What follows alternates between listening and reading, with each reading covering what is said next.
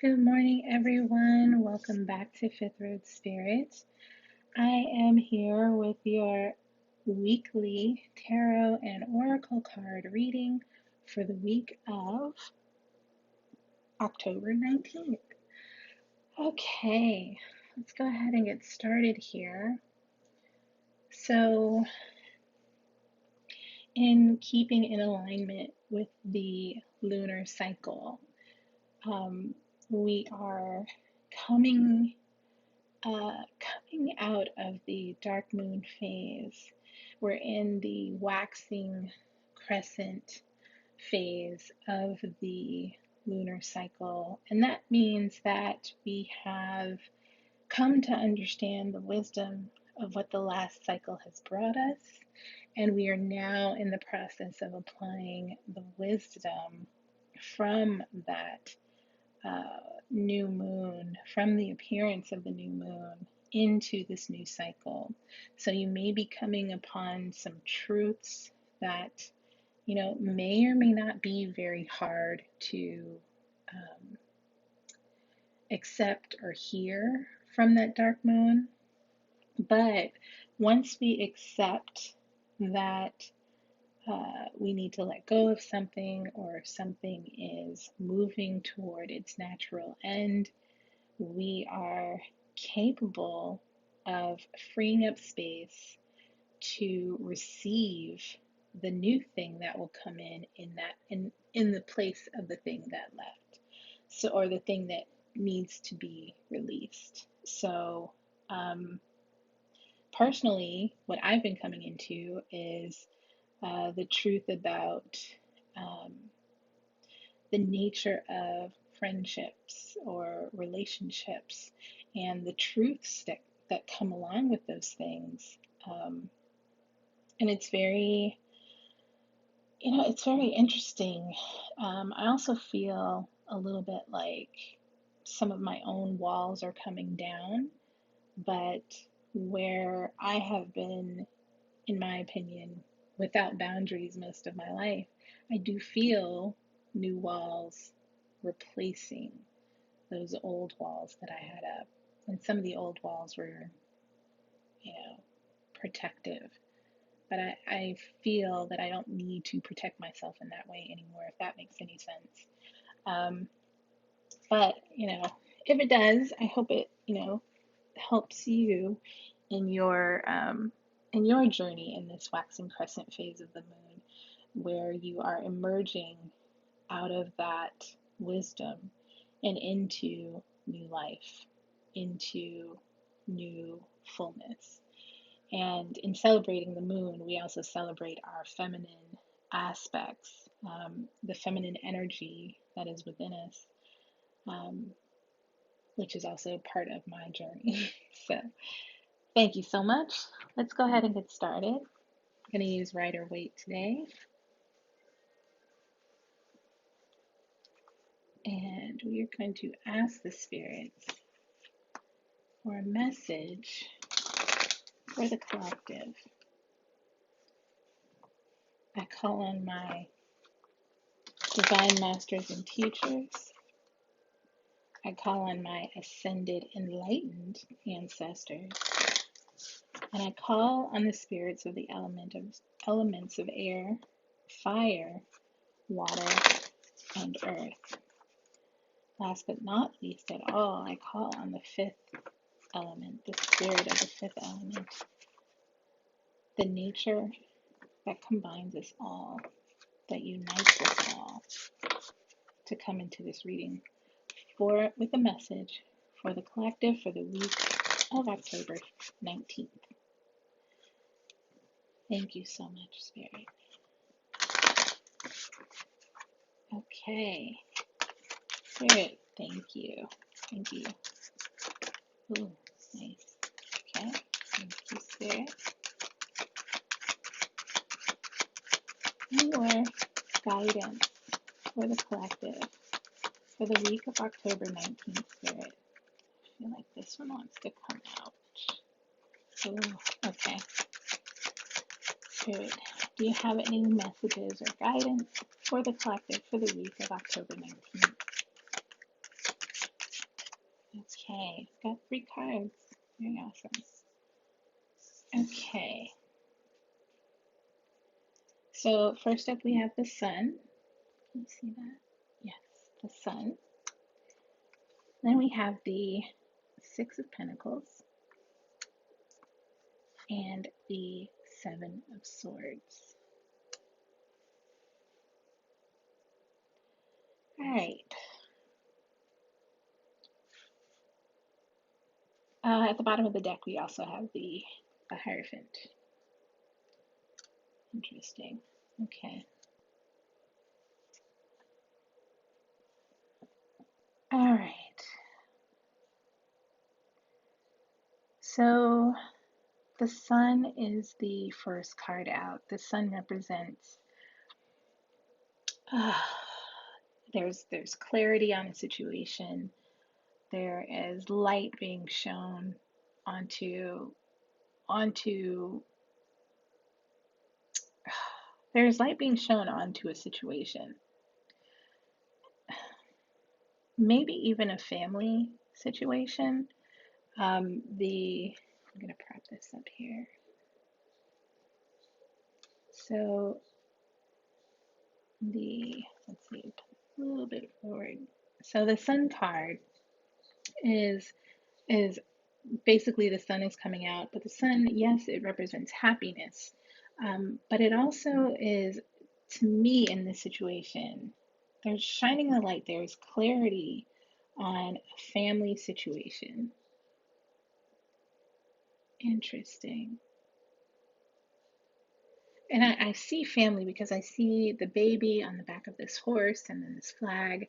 And this wall here indicates that there is protection within those walls. And there's, the sunflowers that are along the top of the wall or beyond the wall are also indicating that the world around you is experiencing some sort of, or having this effect on you. You might be very comfortable where you are. You might be very, um, you might be very happy. And so here's the other thing too, is that I don't sense that this is something that is in a 3D sense. I sense this is inside, because even if you drop away, all your external problems and find yourself in the here and the now, internally, everything is fine. Like, everything is fine, right? Uh, um, because I remember there's a saying that I think it's Eckhart Tolle, where he asked the question of, if are you being hurt in this moment? Are you physically being hurt in this moment? Are you physically being, you know, um, I don't want to say attacked. I feel like attacked is a little too harsh, but in this very moment, are you experiencing any issue that would cause you to say, I am not safe right now? And the thing is, when you are very present in yourself, you very much understand that you are indeed all right in this moment. And being present is allowing you that that feeling, and it's and vice versa. Having that feeling and understanding is allowing you to be present, allowing you to be in the here and the now.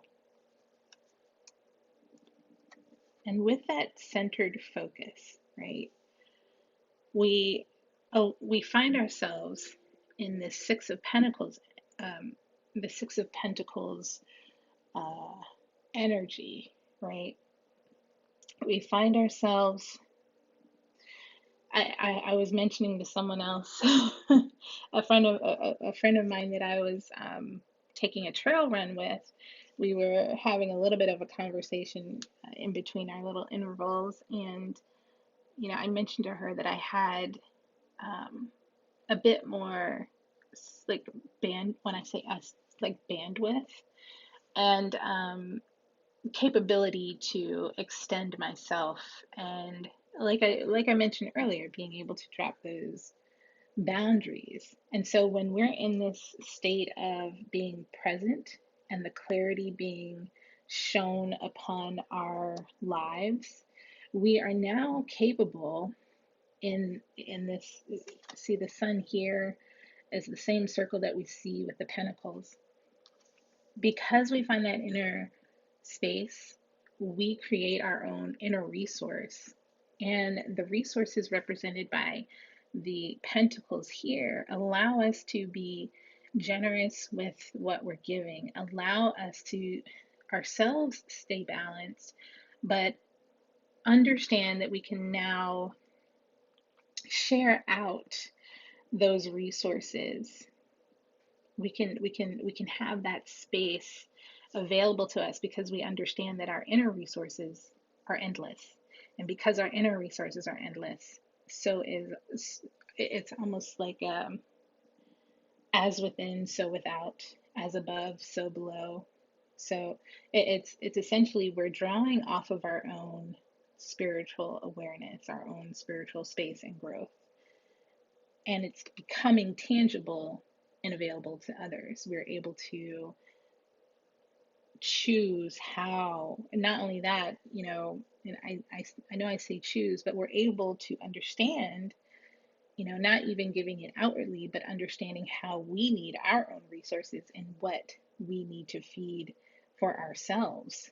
What bucket needs more of that, like in our lives, if we separated our needs into buckets, what needs are we putting in each bucket, right? Are we paying attention to the right, to the right thing? Are we putting our coins where they need to go, our attention where they need to go? So, say this man represents the spiritual version of you. Maybe the man kneeling here receiving the coins is maybe it's your savings account. Maybe you need to save more. Maybe you need to put more in that versus, pay more attention to that first before you give to maybe this man over here that might represent like a vacation or or like a new pair of shoes or something. The thing you put more attention to is the one that's going to grow. And so then we come on upon the Seven of Swords. Now the Seven of Swords, in this layout, right? In this layout, if you look at how the Seven of Swords man is positioned, while he's running toward all this, he's facing behind him. And so it may be that as you find yourself in this stage of being ready to give, right? Being ready to share and dole out your resources. It could be that someone is coming to you, and now I look, when I see the Seven of Swords, I see deceit. I see someone coming to you with false communication. I see someone coming to you. I see, it could be in this vulnerable state. Yes, it is a vulnerable state. And vulnerability is not a bad thing. But when we are in that, sometimes we allow messages to get to us that are not true messages. So to me, this could be scams. This could be hackers. This could be people trying to get into your accounts. So when you find yourself in this vulnerable space, I recommend changing some passwords. I recommend, going through and making sure all your accounts are reconciled, and your money is where you want it to be. So this to me, while these are very good, right? These first two cards are really good cards to see. I see someone, and when I say someone, like I see communication coming in that could be deceitful. It could be that someone has ill intent and is trying to bring you gossip or things like that. So again, while you're in this vulnerable space and doling out your resources, make sure you choose which resources, again, that you're giving to. I would recommend this week, according to the cards, to watch out for scam emails, check your accounts, reconcile your accounts, um, and beware of messages coming in that um, might be false in nature. Now, the fact that the Hierophant is on the bottom of the deck here, to me, shows that this could be about or around, um, this entire reading could be about, uh, now, wow, that's interesting. Someone could be asking for your time, your resources, or your money, and they're probably using the guise of maybe religious structure or something. It's weird. Wow. Okay, so hear me out on this. And so the Hierophant can represent religious structure, it could represent marriage, it could represent the people that hold these structures up, right? Um, but for some reason, I'm seeing in this is that a lot of times our idea of what religion is, um, or religious structure, sometimes we don't understand. Like, I don't know if you can see in this here. I'm going to move the camera just a little bit. I have a little altar that stays up here. And the rock that's on the altar is one of my shamanic divination tools. I have the shell here where I use with my sage in order to um, cleanse my space. I have a um, I have a figurine here of a fertile mother, a fertile feminine, and I also have a Hamsa symbol on a plaque here, and that is the evil eye, basically, to deter any kind of, you know, bad mojo, bad energies, that kind of thing. But sometimes the things that make up a religious structure to us, right? Sometimes that can be found in the things that we put on an altar daily. So let's think about when we're looking at our phones or we're looking at, the first thing that you do when you wake up in the morning. Are you looking at your email? Are you looking at text messages? Are you looking at social media? You know, those things can sometimes become our religion by default of it being the ritual that we do on a day-to-day basis. Now, that's not to say that social media is bad, but it's to highlight the fact that social media and the things that we do in those spaces could be spaces where we hold as our structure. So I would take a look at when you're feeling, yes, you're feeling happy and you're feeling vulnerable and content. Look out for your daily ritual. Does it include social media? And here's the thing. My religion, my idea of religious structure is this right here, is like spirit. But yes, I do wake up.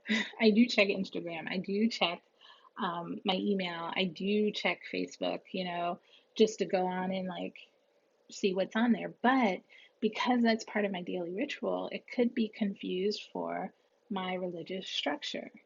So now I have to pay attention to the places where I'm vulnerable and giving out resources, because I could be giving out more than I wanted to. And I could be opening myself for deceitful messages or harmful messages or scammers.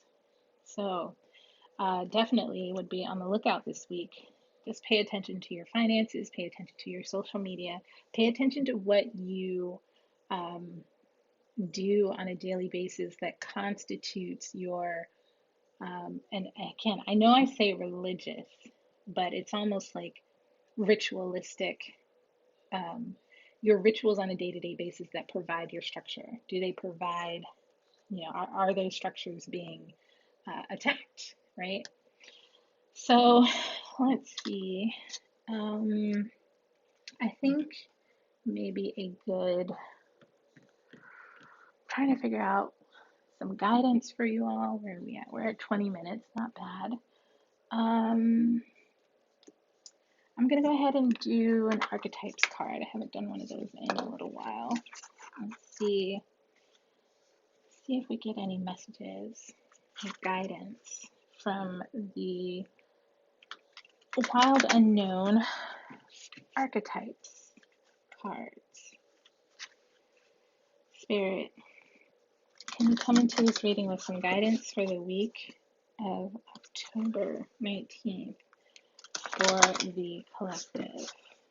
Thank you so much in advance for your message and your guidance on how to navigate this space. Okay, I'm gonna continue shuffling here. These are the offering. Wow, okay. This seems kind of timely. So let's see what this is about. Put these to the side.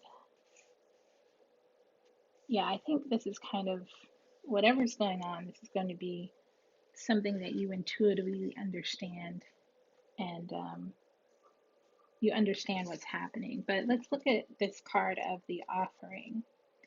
And it's quite funny, not funny, but like coincidental, I guess, that the offering kind of matches up with this Six of Pentacles card here. And it could be, even if we look inwardly, that this Six of Pentacles becomes something that could be deceitful to someone else. So beware of how you're giving to others. And if you're giving in a spirit of, if you're giving in the right spirit, yeah. Let's see, the offering. LXIV. Here we go. The offering. The gift, the present, the sacrifice. Unlike many of the other cards in this deck, the offering carries a clear as day message. Wow, clear as day. Clear as day message, right? And a call to action. As you may have guessed it, it is time for something to be given and given up, for the sake of the bigger picture. If nothing comes to mind immediately, though it's likely it will, take time in meditation to consider what must be offered and who is to receive it. It's likely you'll feel attachment and hesitancy. That could be it too, that there's a hesitancy here, and you're sending yourself a lot of messages about what your resources are. You could be doubting that you're ready to even give in that space and that feeling. Okay. It's likely you'll feel attachment and hesitancy. You'll make excuses. But recognize the link between the word sacrifice and the word sacred. Wow. Sacrifice and sacred. Wow. One leads to the other. When we offer up something to the greater good, we lighten our load and become more able to serve. Imagine for a moment if you were to offer your whole self unconditionally to the world. For now, start small. So when this card is in its light energy, there is generosity, donation, and volunteering. But when this card is in its dark energy, there is giving with expectations. And that could also be this Seven of Swords card, that you're giving, but with the expectation to receive maybe accolades or honors later. And of course, we should give in that manner. Or you could also be keeping track of things, like keeping track of like what you've been given and who's given what back and all that good stuff. To go deeper, read about Odin's sacrifice of his eye in Norse mythology. I will try to find that story and link to it in the description. Once a week, Gandhi gave up speaking for a day, offering himself to divine silence. The offering can come in all shapes and sizes. If there is a gift you've been thinking of giving someone special, now is the time. All right. So I thought that was pretty cool too, where saying, the meditation, Gandhi giving up his time in meditation. You can also be looking at your religion to, when I say religion, I mean your daily, how your daily rituals attune you to the life that you want to live and what needs to be given up in order for that to happen for you. But it could also be a sacrifice of self. Excuse me. The clarity that some sacrifices is necessary. Okay, that is your reading for the week. I am so happy that you have been with me thus far on this journey. Hello to all my new subscribers, and I look forward to another reading later in the week. Yeah, have a wonderful week. Talk to you soon. Bye.